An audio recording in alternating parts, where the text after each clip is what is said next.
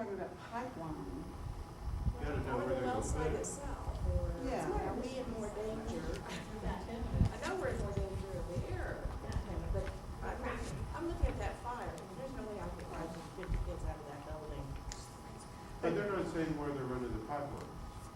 Is that correct? That's, yeah, we So don't you know. don't know that answer because they're not telling where they plan to run it. Does it go toward the school or away Just from the the well school? site. They go right down the School middle or of it. around. But at the same time, again, I want to stress, because remember, one of those reports said 2 million, feet of pipeline under the entire, we got it, it's everywhere. And of course, our risk goes up somewhat because we keep adding it in our city. We keep adding wells, we keep adding pipeline. But you have to hold in your mind, with that many pipelines, this seemed like an extraordinary number. But there is a lot of pipeline, and the instances are relatively rare where this happens, right? But the more pipe Okay. you have, the more. Exactly, that's what the report says. Yeah. Sometimes it's hard to hold that in your mind. On the one hand, you're saying, it doesn't happen very often. So, it doesn't happen very often. But when it happens, it can be catastrophic. It's sometimes hard for people to hold those two things in your mind, to be fair about it. That's a fair statement. But you need to hold both those things in your mind. Because you want to err on the side of caution. Just a question about the lines closer to the wells being more dangerous. Any have to do with gathering lines and the lines before you dry out the gas, Yes. before you odorize it afterwards? We can ask, I'll be glad to ask Rick that question. I'm not heard him ever say that that's the case, that they're more dangerous just because they're closer to the No, there's different more obvious. categories of lines. That's right, I'm that's not- right. I can't. That's right, that's right. So more than The others. pressure's very loose. The point to me is that these activities have occurred, they are occurring, and they will continue to occur. We need to be prudent about how that goes forward. We haven't been prudent in the past. And that's really the message. Things need to be put in place that will mitigate risks. It's just that simple. It's not avoided. Do we have other questions for our wonderful panel of experts before we? Talk about carbon disulfide some more. What does that do to a kiddo?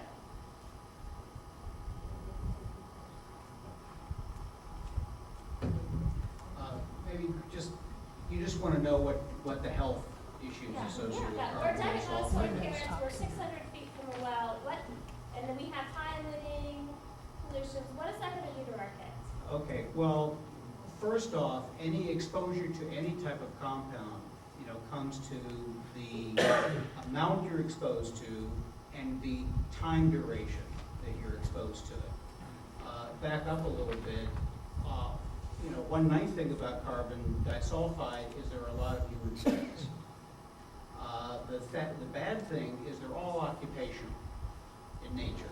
So we're talking about adults who are generally healthy and who have been exposed to relatively long periods of time at what we would typically call occupational levels. There's been very little work that has been looked at populations at risk, which would be children, pregnant women, or people with other types of disabilities.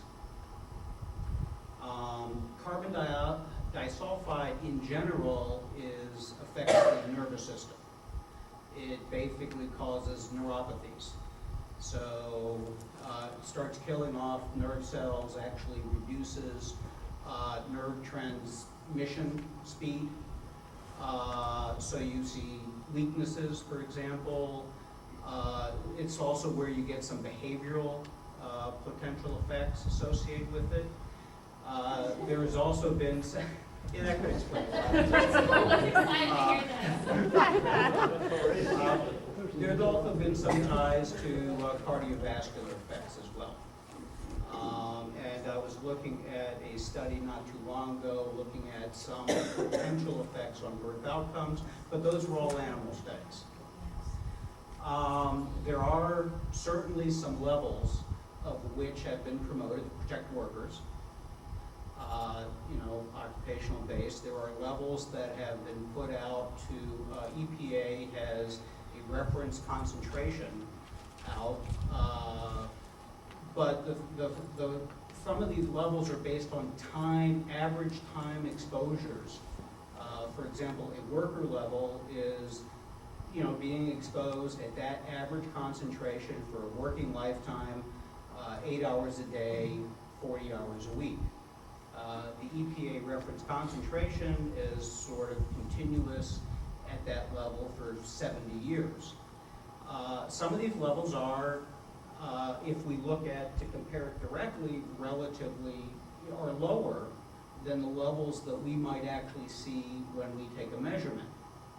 Now, the thing is though, the wells aren't going to be here all the time, or they might be. 10 years from now, they may be done in Fort Worth. I don't know what the estimates are, for drilling. They're going to start going after oil. They might find new methods for getting even more gas out, or it may go on and on. Of course, there's also the Marcellus Shale area. There's all types of other areas opening up, and I'm sure the drilling is going to go where they can do it as much as they can for less cost. So the issue is, for what length of time do we see levels at, that might be at risk? And again, it really comes down to, do we have enough information to make a prediction? I kind of look at it sort of another way. For the last 2 years, I've seen sort of sporadic measurements, whether they're done by TCEQ, whether Deborah over here has arranged for them, or whether it was from some other report, and it talks about, this value exceeding some health risk level, and then this value over here exceeding a health risk level. And of course, most of the reports show health risk levels lower. But keep in mind, we're taking measurements on a very sporadic basis in very specific areas where we have thousands of wells that are constantly operating, and we're not really getting the abundance of measurements. So I said, well, if it is happening in a few places, how many other places might this be happening? Which sort of warrant, and I was really happy when I heard about the Fort Worth project going ahead, because it was a project that was sort of starting to get there and maybe getting some answers. Now, remember, every research project like this, there's no perfect way, unless there was bottomless pit of money, and we know that that's not there. So hopefully, as all this information is added up, and various people, like Melanie, get a hold of the data, or are able to do certain things to say, okay, now we know more, now we can say more, but we can also find more gaps, and say, to make a better assessment of the risk or the safety, we need to know this. Probably much more than you asked. I don't know if I answered your question. An additional source on that as well, if you want to go online and look, is Dr. Theo Colburn, the Endocrine Disruption Exchange online, TEDx, and she goes into this thing comprehensively on as far as gas wells might go. Sounds like the city of Fort Worth is kind of dropping the ball as far as regulating, but are there any public entities, perhaps DFW Airport or any other cities that are really allowing drilling, but in that green, emissions mitigating way that we can point to? Most of the cities in North Texas now have either declared, most of the major ones in our area have declared moratorium, or they've deferred permitting. Dallas did it last month. Flower Mound, South Lake, I think Bedford, Grand Prairie, I can't remember them all. Fort Worth is basically, seems to be the notable exception. It just keeps giving permits and hasn't really taken a stand one way or another, where they have, I shouldn't say that because they have instigated this air quality study, but of course we're all waiting for the results, and it's business as usual until the results come out. Vermont. Just assessment of state of play on your question about regulatory protections. Right, you're not gonna find it in Texas.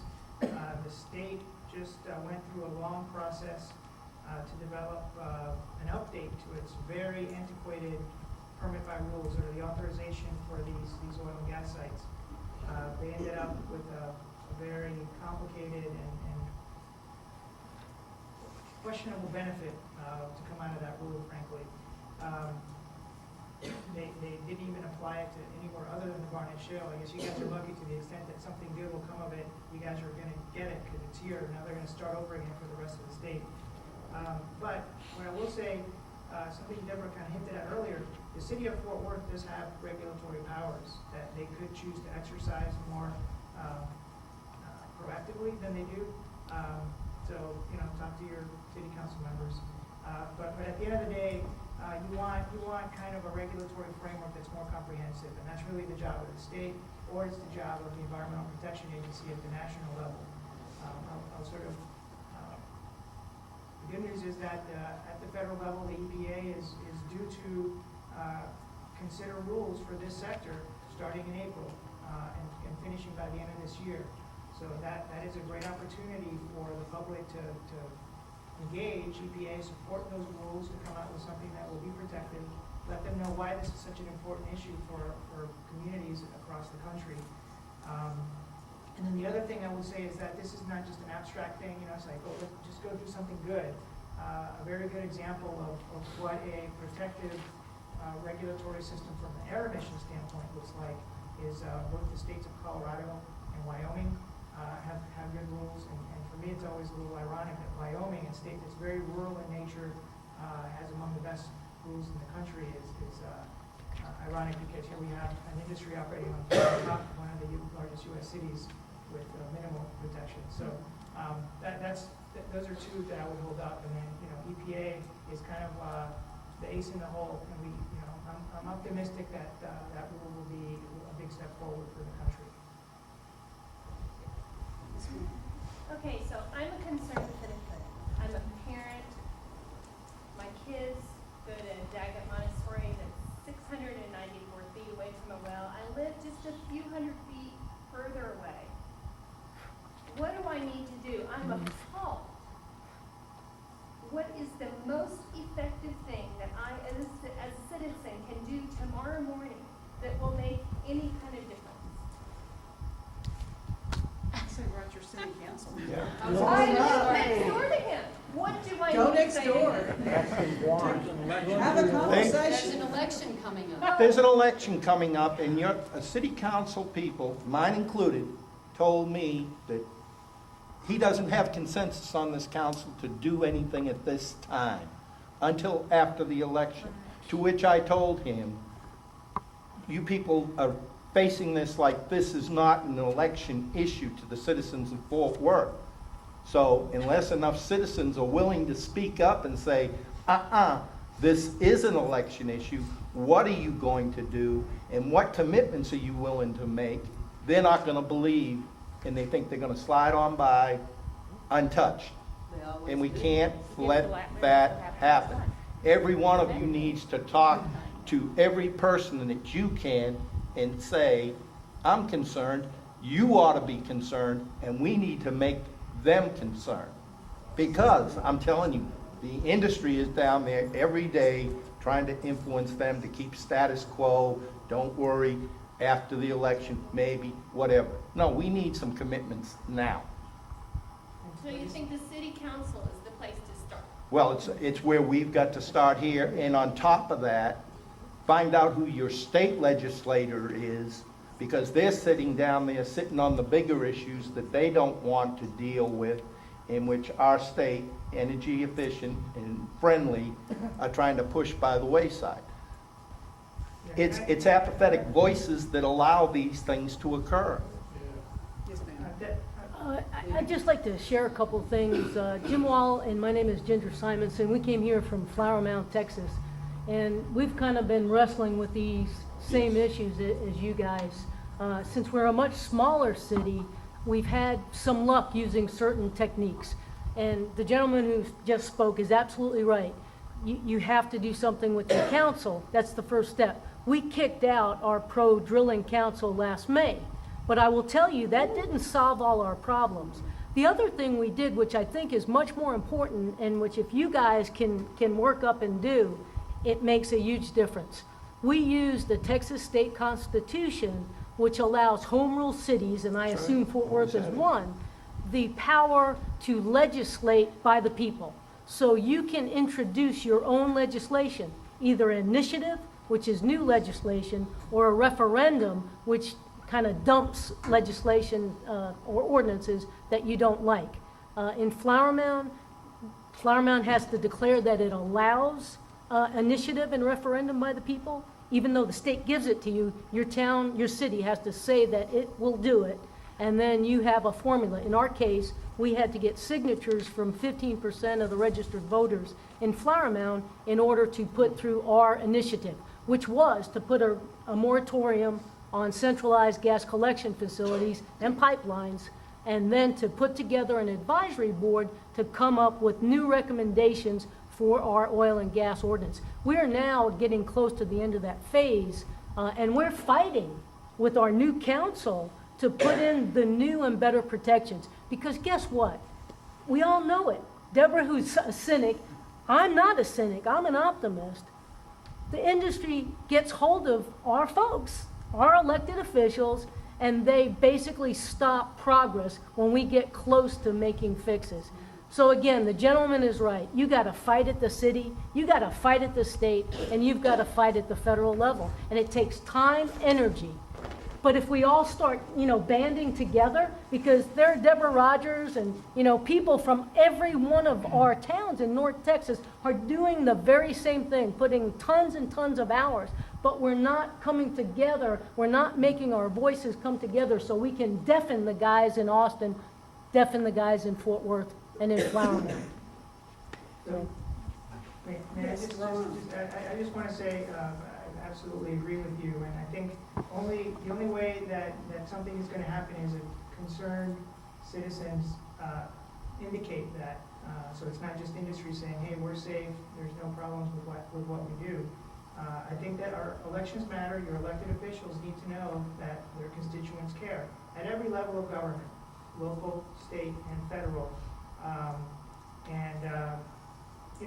Just get plugged into groups like this one. I will be sending information to Lily about opportunities going on at the state legislature. The Texas Commission on Environmental Quality is being reviewed. Every 10 years, every state agency gets reviewed to make sure that they're doing their job right. It's not the best political climate to make big changes there, but to the extent that people feel that agency is not protecting them, their elected officials need to hear that so that agency can be more responsive to the public. At the federal level, the EPA, the Environmental Protection Agency, is under siege right now. There were, over the last couple of days, very specific budget riders. So a budget bill, they're putting restrictions on what the Environmental Protection Agency can do, basically preventing them from doing the job that the law requires. So the Environmental Protection Agency is under siege. The only way that's going to, we're going to prevent that from happening is for the public to tell their elected officials, we want this agency to protect us. Those voices need to be heard, and all I can say is, you only have so much time in a day. Whatever little bit you have, just send letters, send emails, make phone calls to even just a quick phone call to your elected officials in Austin and say, hey, I live in Fort Worth. I have a facility 694 feet from my house, from my school. I'm very worried about what that means for my kids' health. I hope that you will do something to assure us that these facilities are safe for us. That kind of thing will help. Let me just add something to clarify something. Deborah, you mentioned the technology that's being used out at DFW. Yes. If that technology was being used on all of the wells in Fort Worth, would we be having this conversation tonight? Not nearly to the extent is my understanding. In fact, they did some studies out at DFW, and I've got a letter from the environmental director of Dallas-Fort Worth Airport, and he states they know specifically how much NOx has come down because they used electric drill rigs, et cetera. They have been able to quantify the pollutants that have come down. So I think it would mitigate it substantially, and you could quantify it. They've apparently been able to do And it. it would seem to me that the goal is fairly simple, and that is to have the city of Fort Worth demand that Yes. if you are going to drill in the city, this is what you may Yes. use, period. Yes. I mean, Yes. I don't know. No-brainer. No-brainer. Yeah, well, so why are we not just down at the city council? Political will. There's no. Because when you get Lawyers elected by get in the money way. that has been given to you for your campaign from Chesapeake or from XTO, you're not about, you gotta do what they tell you to or you don't get elected the next time. So when you get these things about vote for me, first thing you need to do is look and see Where the campaign dollars who's are. paying for this? Whose campaign dollars are these? These guys that are sitting downtown are sitting there, not because they've got the money from the church. They got the money from the pipeline people. That's where they got it to get elected. I won't be speaking out of turn with Juan here, but Chesapeake has made an effort. They are meeting with every member of the school board individually, and Libby and I requested a meeting with all the members of the school board early on, and some of them turned us down. They just wouldn't meet with us, but they'll meet with Chesapeake. Now, there's a problem with that. Yeah. I have in my hand an email that was sent today by a council aide of one of our city council members to presidents of neighborhood association leaders in the area where I live. Quote, below is the link to the city webpage that gives information on the air quality study that is currently being conducted. It is important to keep in mind that this is just an interim report and the study is not yet complete. And he wants them to contact Michael Gagne, the one Ramon noted as having made the statement that he really can't make right now because he doesn't have the evidence to make it.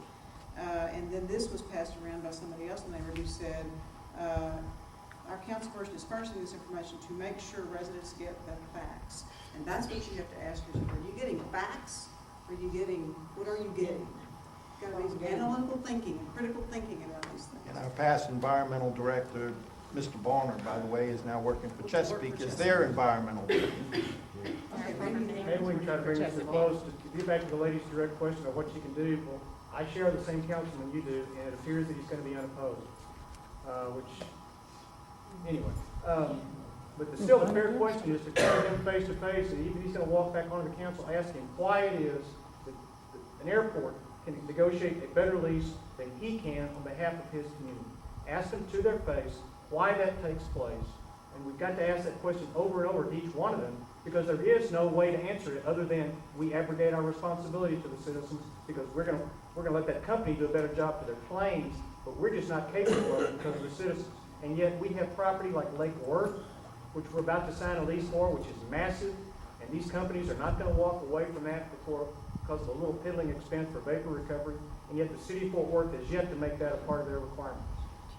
Holly? And we're gonna- On the re-election issue, it's very important to look at where the campaign contributions are coming from. But it's also very important to look at the list of supporters, especially for those of you, for the seats that are going to be vacated by the current incumbents. If the list of supporters for a candidate is the same list of supporters that you had for your previous council person or for your previous mayor, that might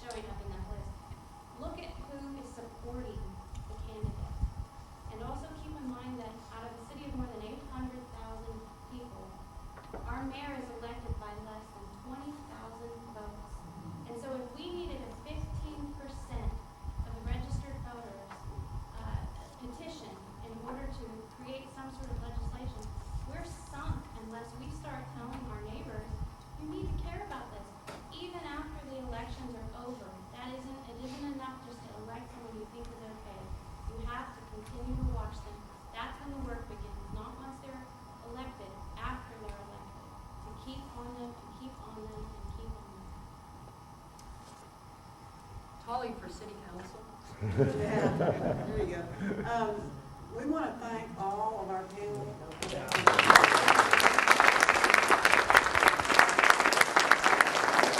They did this work pro bono. They did it for us. They did it for the children, the school children of Fort Worth. And I think that's a fair statement, and we appreciate it more than you know. Hear, hear, hear. We really do. Thank you for coming, and stay tuned. We are still going forward.